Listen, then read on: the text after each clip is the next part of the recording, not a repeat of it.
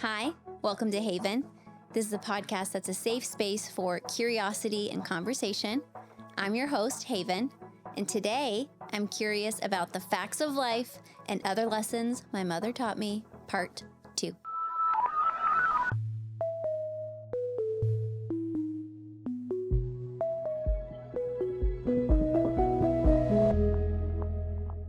The facts of life and other lessons my mother taught me, part 2. So this is a part of the relationship series that I'm going to be doing now that we've entered into season 2. So if you haven't heard the previous episode, which was part 1 with my mom, go and listen to that and then come back and revisit this, because we talked about childhood and going into preteen and junior high for the parent-child dynamic. And now we're going to do high school into adulthood. So please welcome back my mom. Thank you. Long time no see. So in the previous episode, we talked a little bit about children and junior high, and now we're going to do beyond that. And even when I was thinking a little bit about, okay, what's my hope for having you on here, other than like we're going to have a good time and, you know, people were curious about what is it like to have an emotionally in tune mother. I feel like that was a really big question. I think I want to show people that it's possible to have a healthy relationship with your mom, and that, or even with your kids, or whichever seat you are on this side of the couch, that I just don't think we see it often. I don't think we see it in media. I don't think we hear about it often.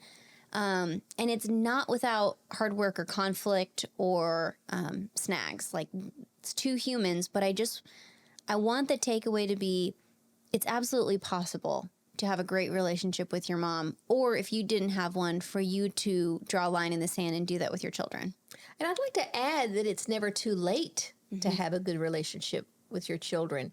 And one of the things that has really surprised me is that you can actually, in some strange universe, multiverse perhaps, you can affect your children's lives backwards. And I don't know how that works, but I have noticed that as I have been more intentional about doing my own work, and again, the goal is to have a healthy relationship, a healthy parent-child relationship. Well, that really, within it is the word healthy, so you really have to work on your own mental health, your own just emotional health as a mom. And so a lot of moms don't have that luxury, especially when their kids are little. And then they think, oh, it's too late. And we have so many regrets, and we would have done it differently. And perhaps there's fractures in the relationship. And I really want to encourage any of your listeners that you can start now getting healthier, because it's really powerful to be able to go back to your children and just say, I'm sorry. I would have done it differently. Or now that I look back and I'm learning about myself, I realize I was probably, too controlling, or I wasn't involved enough. Tell me what your experience was. And that is very healing for a child. And not only for the parent-child relationship, it's healing for that child. And because oftentimes, there is a arrested development that can happen but you can also go back and heal that fracture, and it changes the dynamic. In other healing kind of is exponentially rapid, more, what's the word I'm looking for? It's Expedited? Maybe so. Exponentially expedited? Exceptionally. Except in other cases, no. This is egregious. No. Okay. Wait, you missed it. I just said egregious. E. Yeah, but it wasn't X. See, so it wasn't quite right on. But it was alliteration. It was alliteration, but it wasn't next level. It wasn't exceptional. There you go. There you go. Except in those cases.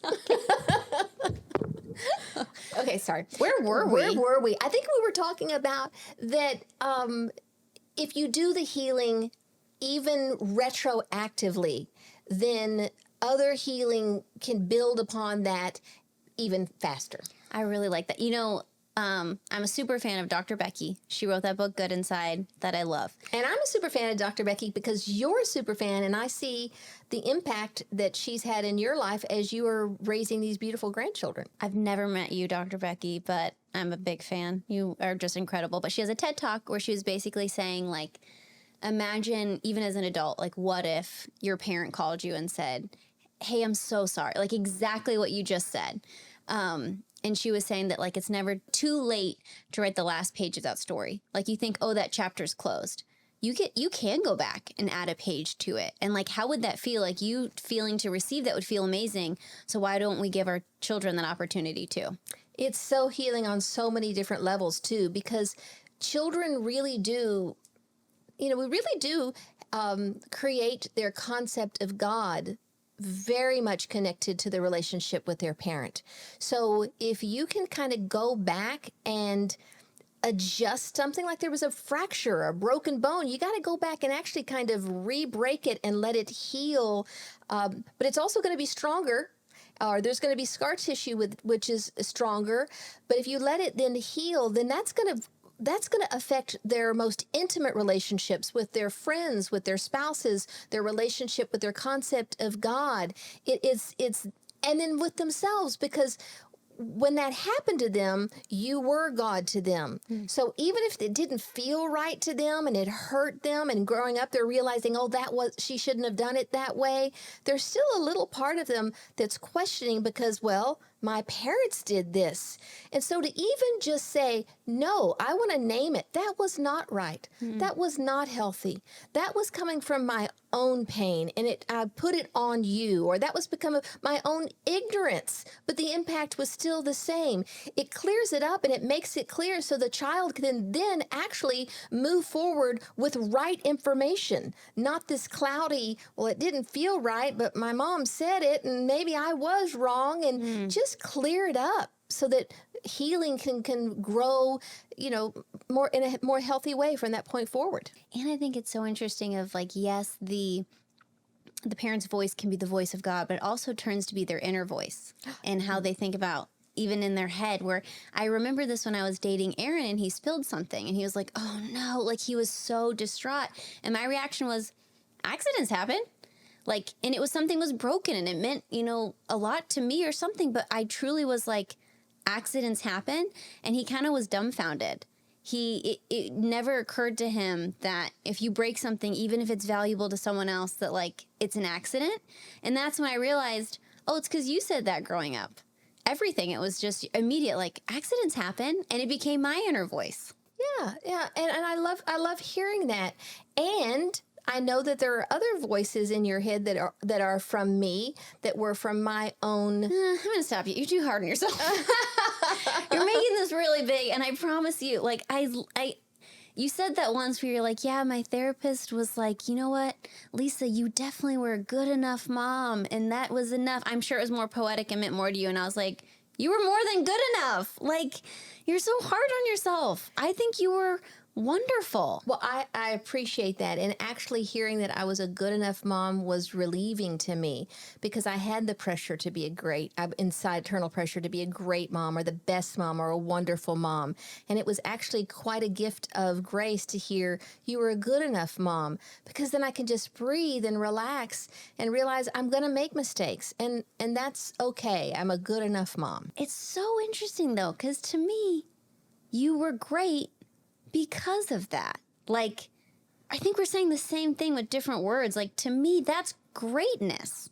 That's more than good enough. It's greatness to see a mom who's human, and to see a mom who messes up and shows me how to do that. It's not greatness to see a mom who never makes mistakes and got everything right, because I'm not going to. So how do I watch you do that so I can learn for myself? Okay, thank you. I know, it's like turning into an argument back and forth. You're more than good enough, lady. I don't know who your therapist is, but she's wrong. Just kidding. Darling. The point of this episode, high school, adulthood. I remember high school. You sat us all down and you said, high school can be amazing for you guys. I want you to have incredible experiences. We do have some boundaries that we expect you to abide by. And if you don't, it's your choice. but your high school experience is going to be really tough and really rocky and probably not fun for you. And you're like, if you go through our simple boundaries, we want you to have a good time, but we need you to go with these boundaries. And I saw Tucker blow through those boundaries and not have a good high school experience, my older brother. And I was like, yeah, I'm not going to do that. I'm not going to do that. I want to have an enjoyable time. So high school was great for me. But talking about parenting different kids, you really had to gear shift between all three of us in high school because we were three very different teenagers. Yes, and birth order matters. Tucker, as the firstborn, I was making my mistakes on him and learning from them and adjusting. I really do think that, as parents, we try to put aside money for college. Back in the olden days, if it was the girls for a wedding, and half that for a boy. But I really do think that there needs to be a therapy fund that's also, monthly, a little bit put in there, and double that for the firstborn. Double for the firstborn. Yes. Yeah, that's probably a wise financial tip for everyone. I think so. I'm going to talk about my high school experience, though, not Tucker and Clancy's. Okay. Because, again, my podcast, they can come and talk about themselves.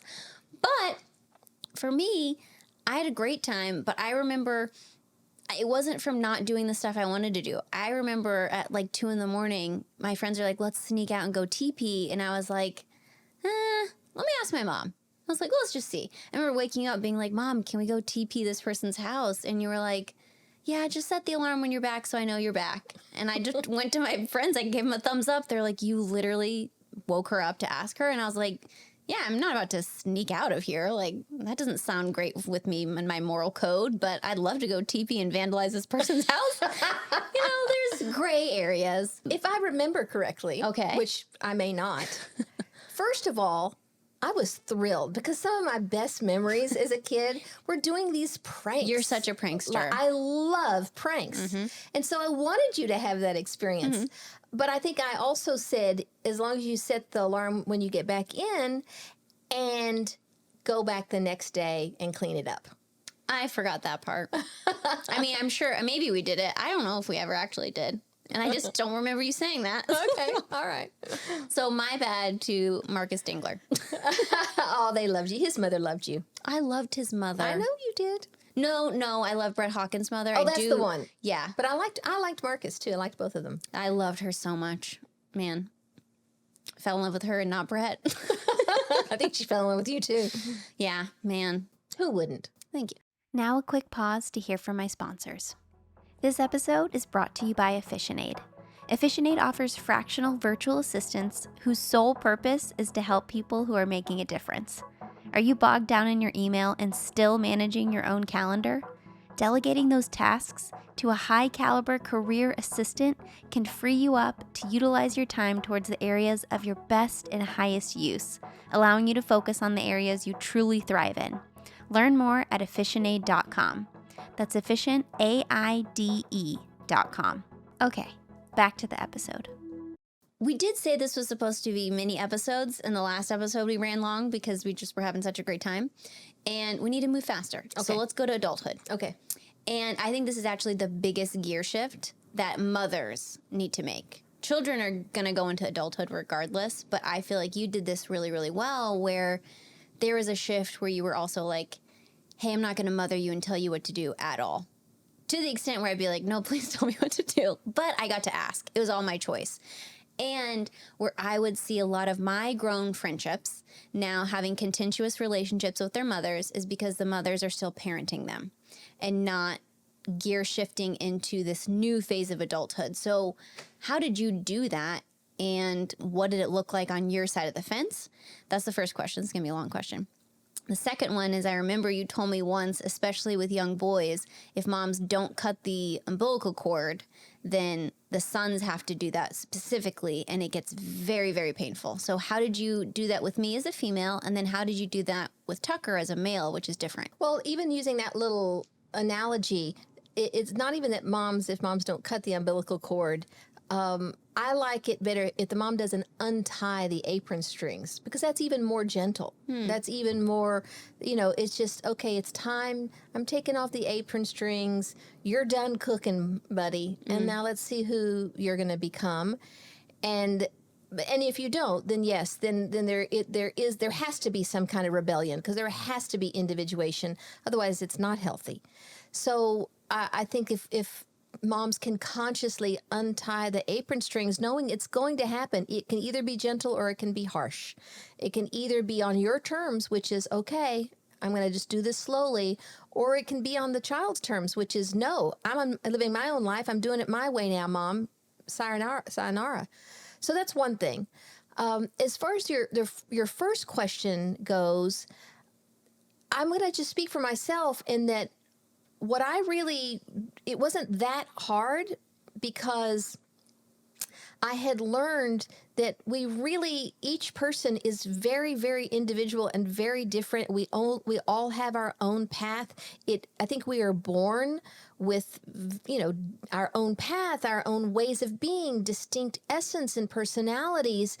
And as parents, it's our job to create the greenhouse for that to grow safely in, but it's not my job to determine what that seed's going to produce or what fruit's going to come from that tree, whether it's going to be a tree that is knocked down and made furniture, or it's fruit, or it's a shade tree. That's within you. And so by the time that you are grown, I've done all I can to create a safe environment. It's my turn to sit back and watch you grow and become who you're supposed to be. And if I start interfering with that, then it's not going to be the healthiest plant.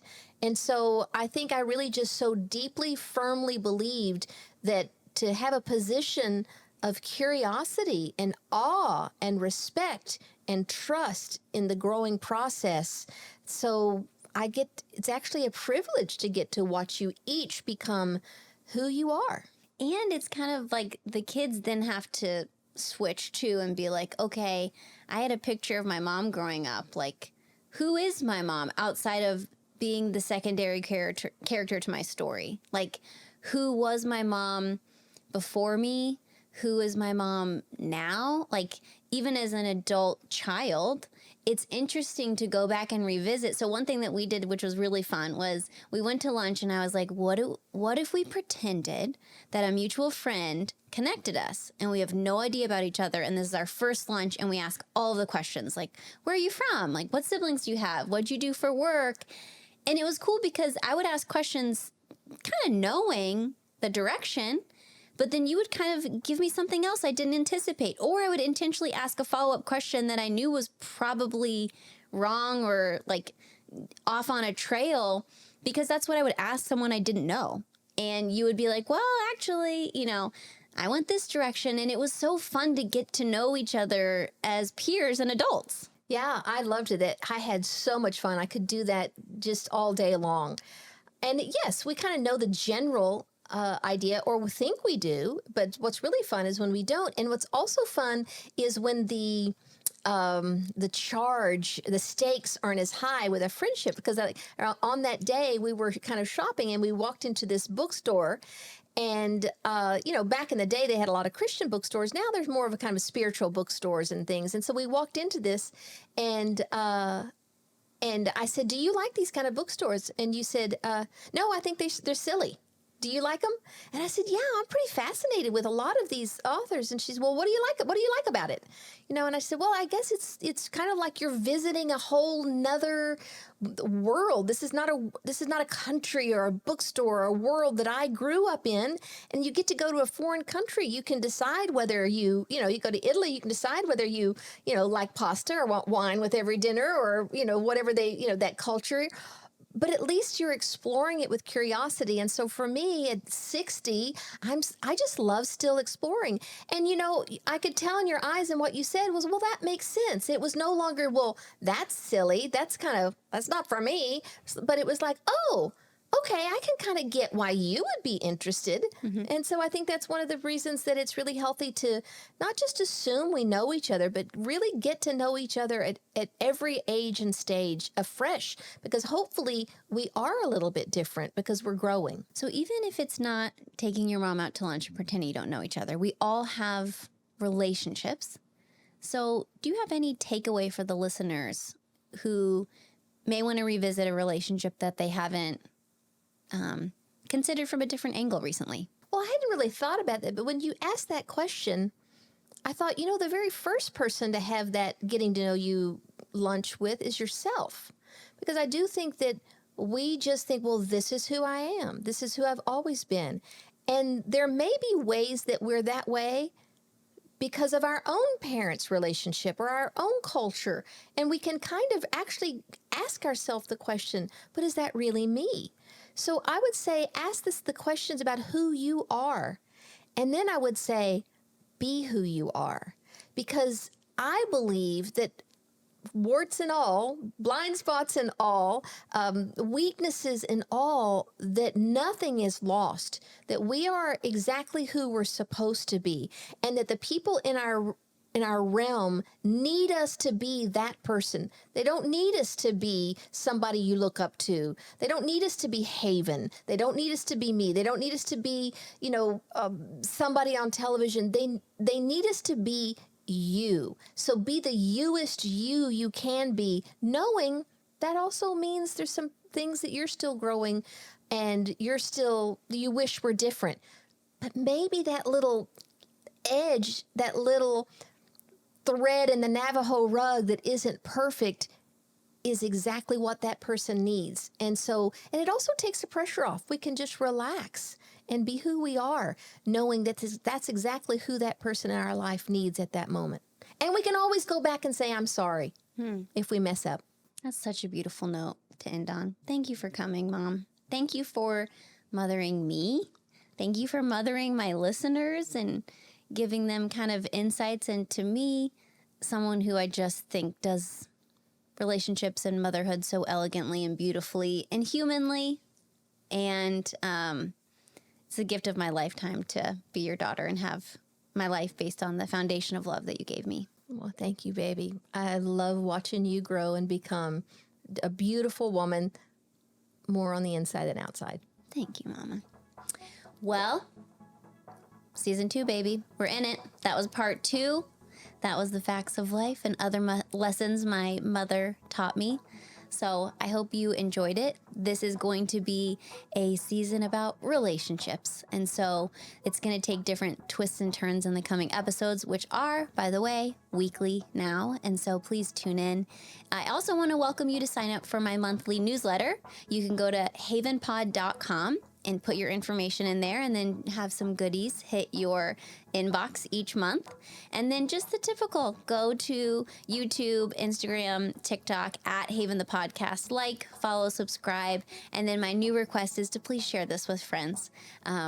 My mom is a treasure trove of wisdom, so I'm sure something there would impact someone else. And I really want to grow a community out of this, of people who are interested in asking questions and following where they lead us. So thank you for being a part. Thanks for being here, season 2, and I'll see you on the next episode.